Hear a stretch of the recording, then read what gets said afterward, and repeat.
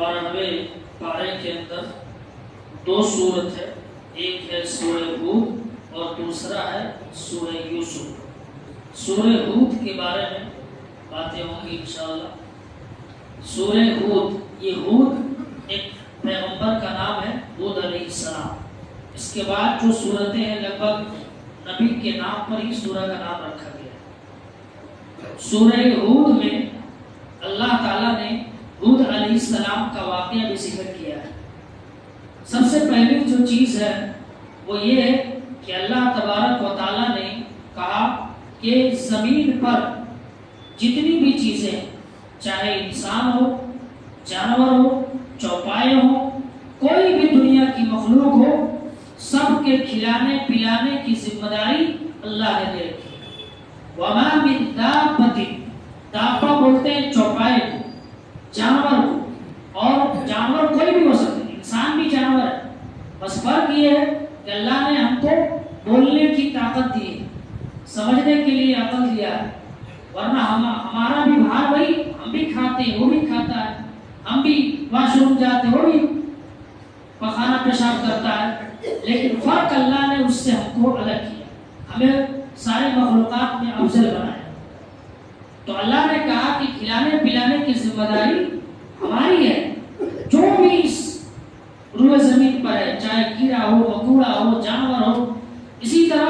اللہ تبارک و تعالیٰ نے ایک مثال دی کہ آپ دیکھیں کیسے ایک پرندہ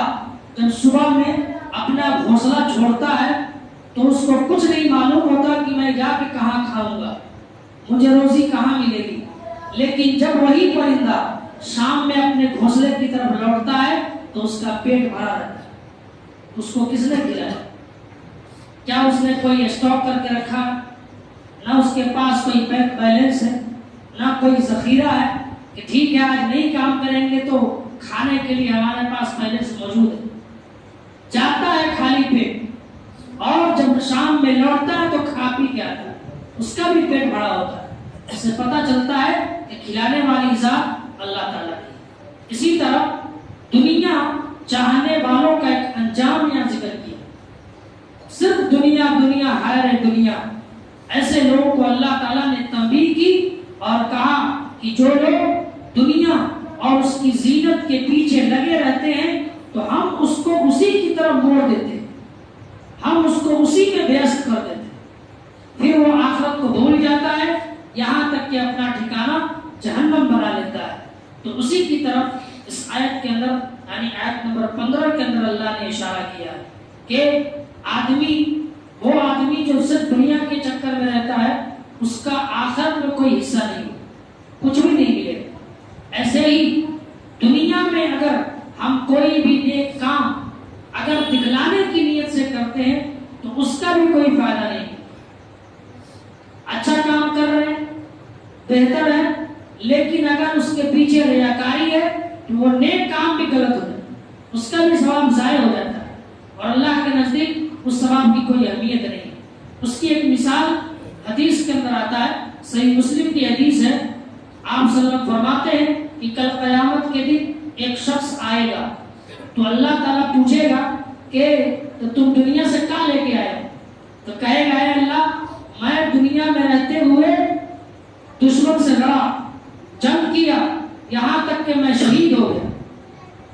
تو اللہ کہے گا کہ یہ بات ٹھیک ہے کہ تم دنیا میں لڑے، دشمن سے مقابلہ کیے اور اسی راستے میں تم شہید ہو گئے، لیکن تم نے یہ کام دکھلانے کے لیے کیا، ریاکاری کے لیے کیا، اور ریاکاری کے لیے جو کام تم نے کیا تھا اس کا بدلہ تم کو دنیا میں مل گیا، اس لیے کہ تم بھی چاہتے تھے لوگ بہادر کہیں، اور بہادر لوگوں نے تم کو کہا تو تمہارا بدلہ وہی مل گیا، یہاں تمہارا کچھ نہیں، تمہارا ٹھکانہ جہنم ہے۔ اسی طرح ایک قاری آئے گا، قاری جو خوب اچھی طرح سے قرآن پڑھتا ہے، قرآن کا ماہر آدمی ہے، وہ بھی آئے گا، کہے گا اے اللہ میں نے قرأت کیا، میں نے قرآن کو خوب اچھے طریقے سے پڑھا، خوب سنایا، لیکن اللہ کہے گا سنایا تو ٹھیک ہے، لیکن تو یہ سمجھتا تھا کہ لوگ تجھے کہیں کہ بڑا اچھا قاری صاحب، بہت تگڑا پڑھتے ہیں،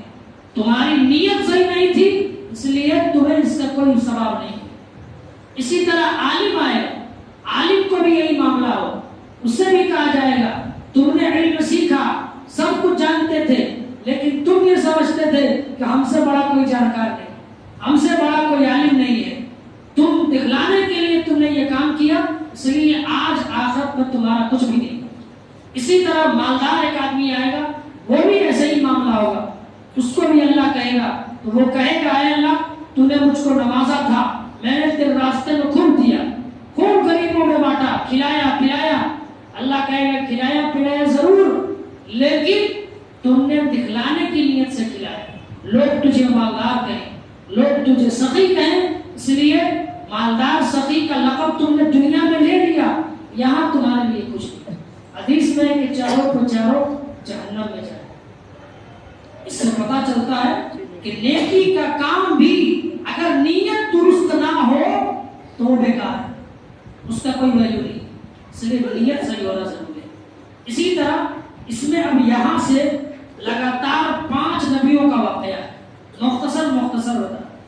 پہلے جو نبی ہے اس میں جس نام سے یہ سورہ ہے ہود، یہ ہود علیہ السلام کو اللہ تبارک و تعالیٰ نے ان کے بھائی عاد کی طرف بھیجا تھا۔ ان کا بھائی، ان کا نام تھا عاد، اور عاد یہ انہی کی جانب اللہ تعالیٰ نے ان کو نبی بنا کے بھیجا کہ جاؤ اپنے بھائی کو سمجھاؤ، بہت سرکشی پر آمادہ ہو گیا ہے۔ تو یہ آئے اپنی قوم کے پاس اور کہا کہ اے میری قوم کے لوگوں، اللہ کی عبادت کرو، بتوں کی عبادت کو چھوڑ دو، اس لیے کہ تمہارا اصل معبود جس نے تمہیں پیدا کیا ہے وہ صرف اور صرف اللہ تعالیٰ۔ اب ان کی جو قوم تھی انہوں نے بات نہیں مانی، بلکہ مذاق اڑانے لگے کہ تم جس اللہ کو مانتے ہو کہو ذرا کچھ اپنا کارنامہ کر کے دکھائے، یا کوئی ایسی واضح نشانی لے کر کے دکھاؤ جس کو ہم دیکھ کر کے کہیں کہ ہاں واقعی تمہارا اللہ موجود ہے۔ تب نہ ماننے کی صورت میں انہوں نے کہا کہ دیکھو اب تمہارے اوپر عذاب آئے گا، اور جیسے ہی کا عذاب آئے گا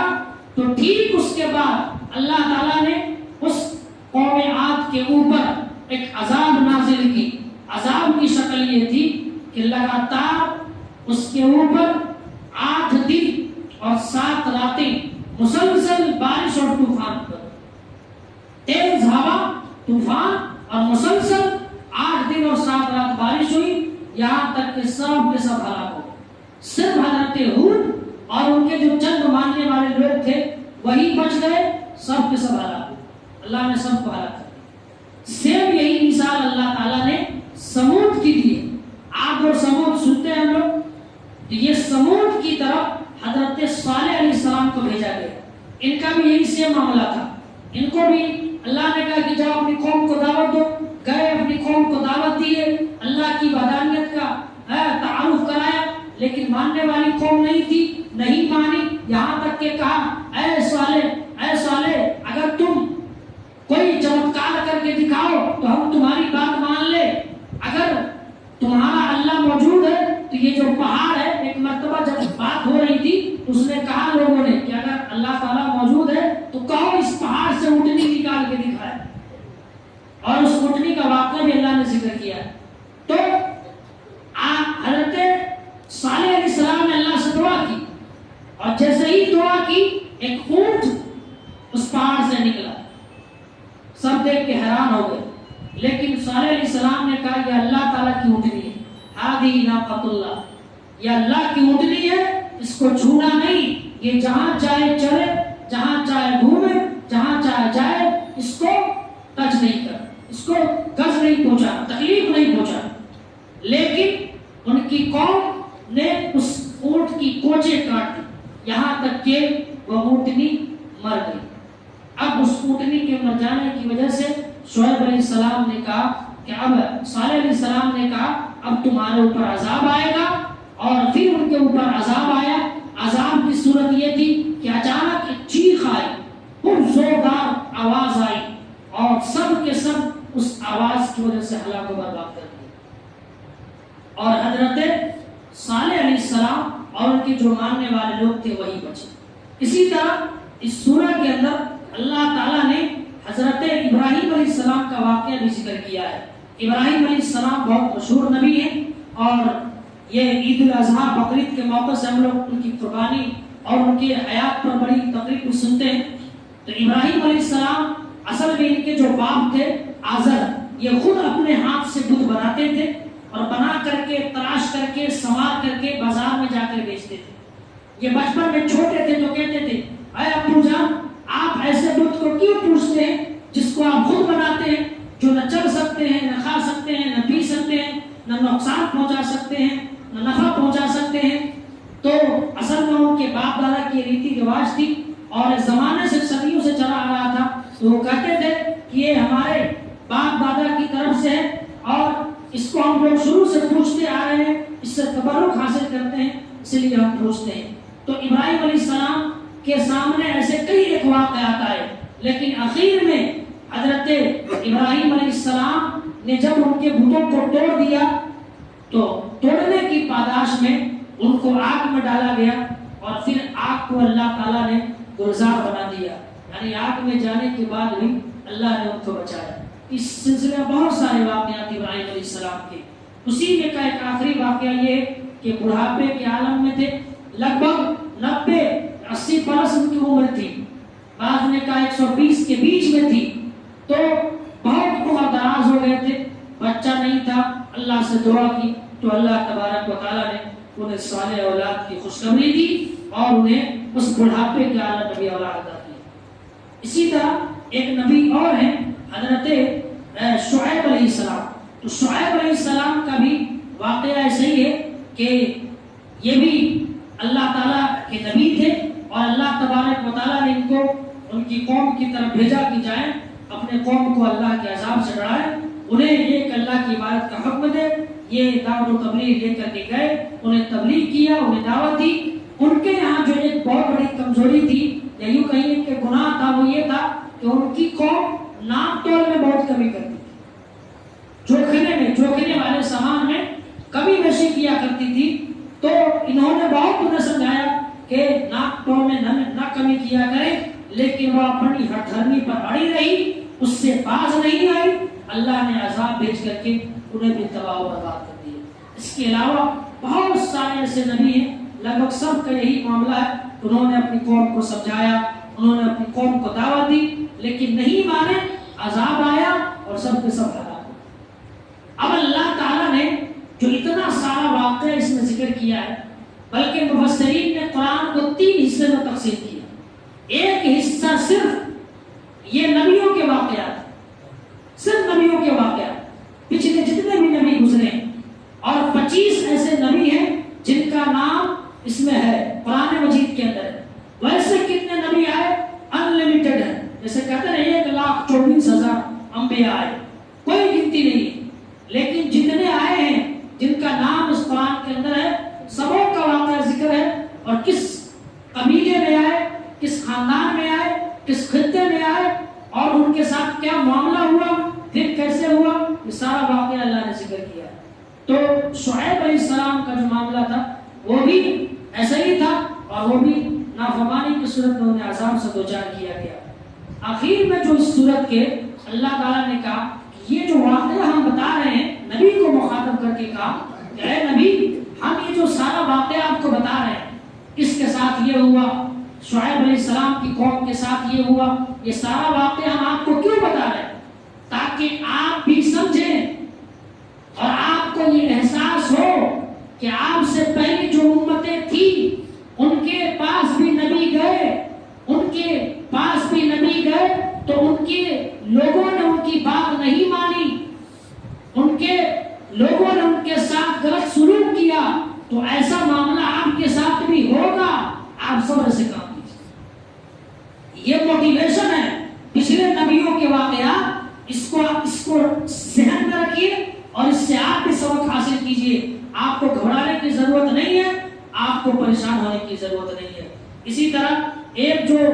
اس میں رہ گیا نوح علیہ السلام، تو نوح علیہ السلام کے بارے میں یہ ہے کہ نوح علیہ السلام نے 950 سال تک صرف اپنے لوگوں کو دعوتیں رکھا،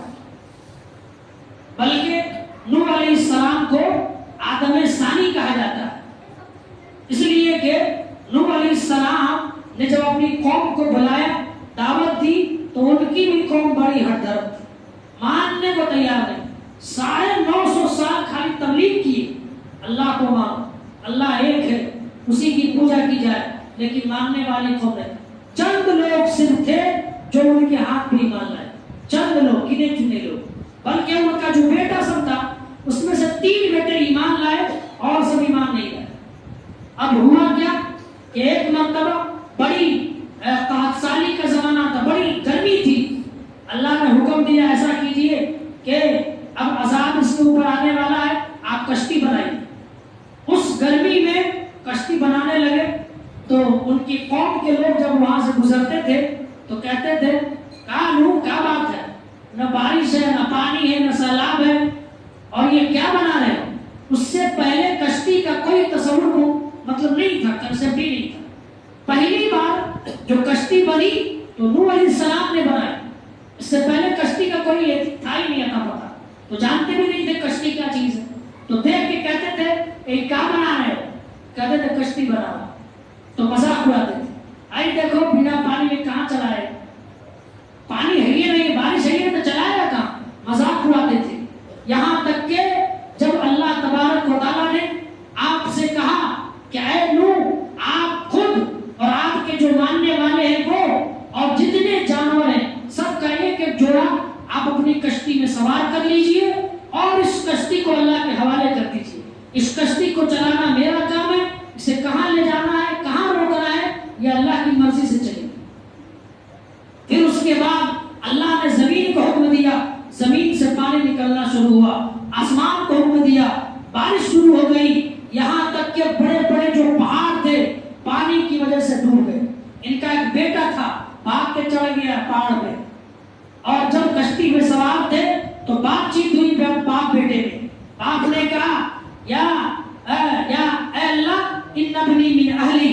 اے اللہ یہ میرا بیٹا میرے گھر والوں میں سے، میرا بیٹا میرے گھر والوں میں سے، اللہ میرے بیٹے کو بچا لے۔ اللہ نے فوراً اسی وقت کہا یا نوح انہ لیس من اہلی، یہ تیرا بیٹا تیرے اہل میں سے نہیں، ایمان نہیں لایا ہے، بیٹا تیرا ہے، خود تیرا ہے، لیکن ایمان نہیں لایا ہے، یہ تیرا بیٹا نہیں۔ لاکھ کوشش کی ہے بچانے کی نوح علیہ السلام، لیکن اللہ نے کہا کہ اس کو اس کی حالت کو چھوڑ دے، اور اسی حال میں وہ بھی ڈوب کر کے مر گیا، اس کی آنکھوں کے سامنے مر گیا۔ گویا کہ جب عذاب آیا، پانی اتنا زیادہ آیا کہ سارے کے سارے لوگ تباہ و برباد ہو گئے اور سارے کے سارے ڈوب کر کے مر گئے۔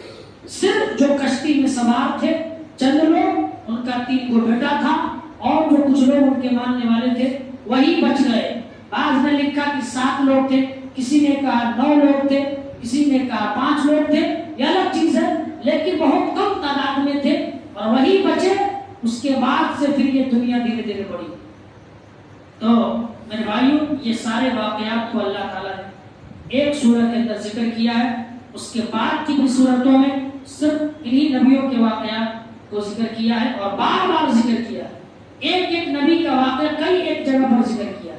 اس سے یہ پتہ چلتا ہے کہ اور ہمیں جو سبق ملتی ہے وہ یہ ہے کہ اللہ کے راستے میں، دین کے راستے میں ہمیشہ مصیبت آتی ہے، پریشانی آتی ہے، تو اس سے گھبرانے کی ضرورت نہیں ہے،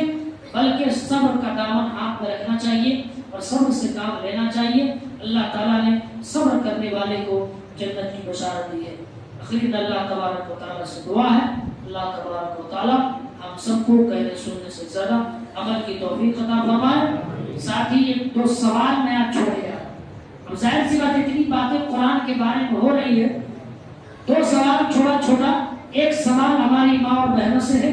ایک سوال ہے ہمارے بھائیوں سے، اور یہ سوال کا جواب ہم کل پوچھیں گے۔ سوال یہ ہے آپ لوگوں سے کہ کون ایسی سورہ ہے قرآن مجید کے اندر جس کے پہلے بسم اللہ نہیں ہے، اور اس کا میں نے پہلے بھی ذکر کیا ہے۔ اور ہماری ماں بہنوں سے سوال ہے کہ نوح علیہ السلام نے جب دعوت و تبلیغ شروع کی تو کتنے سال تک تبلیغ کی؟ چلیے اسی بات پہ اپنی بات ختم کرتے ہیں۔ باخود دعوانا الحمدللہ۔